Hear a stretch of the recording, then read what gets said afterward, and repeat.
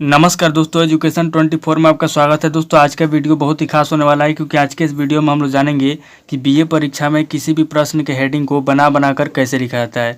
दोस्तों अगर आपको हेडिंग बनाने नहीं आता है या फिर आपको हेडिंग बनाने में कोई भी दिक्कत होता है तो आप इस वीडियो को पूरा अंत तक जरूर देखिएगा। इस वीडियो के अंदर मैं आपको प्रश्न का हेडिंग बना करके दिखाऊंगा और बताऊँगा कि किस तरीके से हेडिंग बनाया जाता है। तो आइए देर न करते हुए वीडियो को शुरू करते हैं और प्रश्न का हेडिंग बना करके सीखते हैं। दोस्तों मान लीजिए कि आप एग्जाम में बैठे हुए हैं और आपको क्वेश्चन पेपर मिल गया है और आपके क्वेश्चन पेपर में क्वेश्चन आ गया कि मनोविज्ञान से आप क्या समझते हैं, विस्तार पूर्वक वर्णन कीजिए। ये क्वेश्चन आ गया। अब दोस्तों आप इस क्वेश्चन का हेडिंग कैसे बनाएंगे, इसका उत्तर कैसे लिखेंगे, ध्यान से समझिए।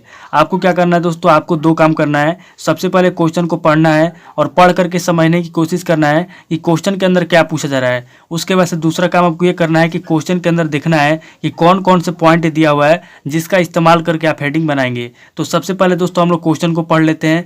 क्वेश्चन कह रहा है कि मनोविज्ञान से आप क्या समझते हैं, विस्तार पूर्वक वर्णन कीजिए।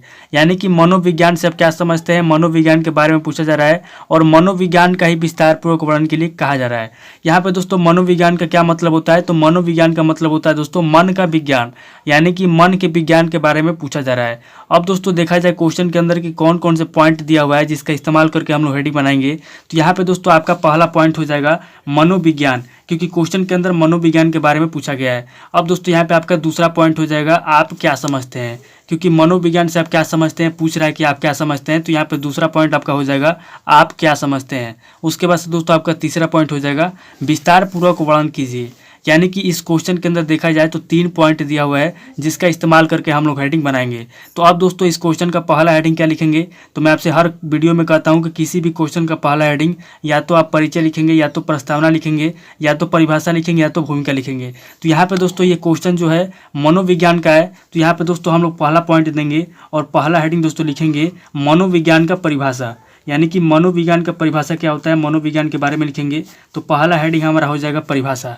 अब दोस्तों यहाँ पे हम लोग दूसरा पॉइंट देंगे और यहाँ पे दूसरा हेडिंग क्या लिखेंगे, तो यहाँ पे दोस्तों हम लोग दूसरा हेडिंग लिखेंगे मनोविज्ञान का अर्थ। यानी कि मनोविज्ञान का क्या अर्थ होता है, यहाँ पे हम लोग लिखेंगे मनोविज्ञान का अर्थ। यानी कि मनोविज्ञान का क्या अर्थ होता है, मनोविज्ञान का अर्थ।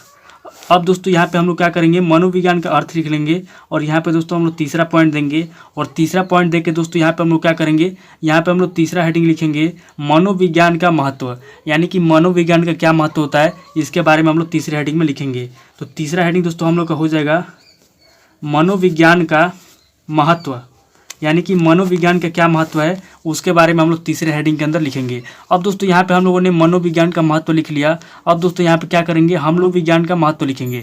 तो मनोविज्ञान का महत्व लिखने के लिए क्या करेंगे, यहाँ पे हम लोग पॉइंट नंबर 1 देंगे और पॉइंट नंबर 1 देंगे, यहाँ पे लिखेंगे मनोविज्ञान का जो है कि दैनिक जीवन में महत्व। यानी कि मनोविज्ञान का दैनिक जीवन में क्या महत्व है। तो यहाँ पे दोस्तों हम लोग लिखेंगे दैनिक जीवन में महत्व। यानी कि जो मनोविज्ञान है, जो मन का विज्ञान है, इसका दैनिक जीवन में क्या महत्व है उसके बारे में हम लोग यहाँ पे पॉइंट नंबर 1 के अंदर लिखेंगे। अब दोस्तों यहाँ पे हम लोग दूसरा पॉइंट देंगे और दूसरा पॉइंट देके यहाँ पे हम लोग दूसरा हेडिंग लिखेंगे मनोविज्ञान का जो है कि सामाजिक जीवन में क्या महत्व है। तो यहाँ पे दोस्तों हमारा दूसरा हेडिंग हो जाएगा सामाजिक जीवन में महत्व।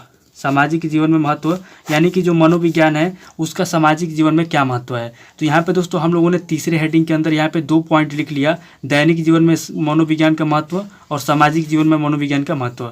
अब दोस्तों यहाँ पे हम लोग चौथा पॉइंट देंगे और यहाँ पे हम लोग चौथा हेडिंग लिखेंगे मनोविज्ञान की विशेषता। चूँकि क्वेश्चन के अंदर विशेषता नहीं पूछा गया है, मनोविज्ञान का महत्व नहीं पूछा गया है, लेकिन हम लोग अपने मन से बना करके लिखेंगे। तो यहाँ पे हम लोग का चौथा हेडिंग हो जाएगा मनोविज्ञान की विशेषता। यानी कि मनोविज्ञान की क्या विशेषता है उसके बारे में हम लोग लिखेंगे मनोविज्ञान की विशेषता। अब दोस्तों यहाँ पे हम लोगों ने मनोविज्ञान की विशेषता लिख लिया। अब यहाँ पे हम लोग 5वां पॉइंट देंगे और 5वां पॉइंट देके दोस्तों यहाँ पे हम लोग 5वां हेडिंग लिखेंगे मनोविज्ञान की उपयोगिता। यानी कि मनोविज्ञान की क्या उपयोगिता है उसके बारे में हम लोग लिखेंगे। तो यहाँ पे दोस्तों हम लोग का 5वां हेडिंग हो जाएगा मनोविज्ञान की उपयोगिता। यानी कि मनोविज्ञान की क्या उपयोगिता है उसके बारे में हम लोग 5वें हेडिंग के अंदर लिखेंगे।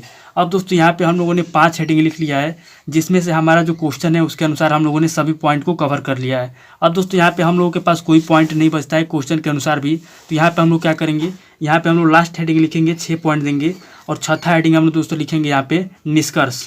यानी कि इस क्वेश्चन का क्या निष्कर्ष निकलता है उसके बारे में हम लोग इस क्वेश्चन के अंदर, इस हेडिंग के अंदर लिख देंगे इस क्वेश्चन का क्या निष्कर्ष निकलता है।